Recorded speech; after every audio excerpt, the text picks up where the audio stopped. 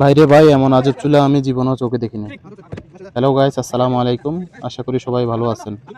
সবাইকে নিয়ে যখন রাত 3টা বাজে রুবেল ভাইয়ের গেস্ট হাউসে যাই, তখন সব হোটেল বন্ধ ছিল। তখন রুবেল ভাই বলল আজকে অন্যরকম একটা চুলায় রান্না করে খাওয়া হবে। রুবেল ভাই সিদ্ধান্ত নিল মুরগি পোড়াবে, বিরিয়ানি রান্না করবে। তো রুবেল ভাই সবাইকে নিয়ে এত বড় একটা গর্তের সামনে চলে যায়।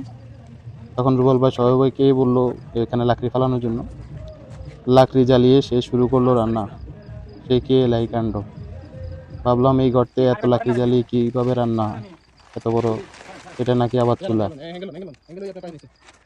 শেষমেশ দেখলাম রুবেল ভাই বিভিন্ন ডিজাইনে মুরগি কেটে মুরগির বিভিন্নভাবে পোড়ানোর জন্য প্রস্তুতি নিচ্ছে।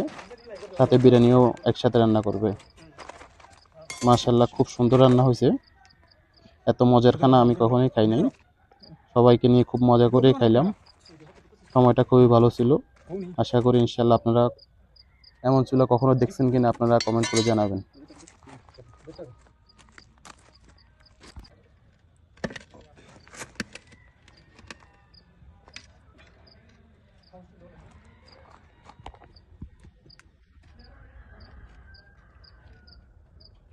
মাশাআল্লাহ কত লাগে খারাপ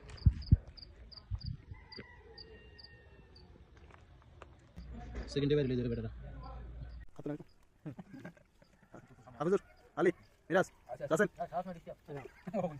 বিজি মানে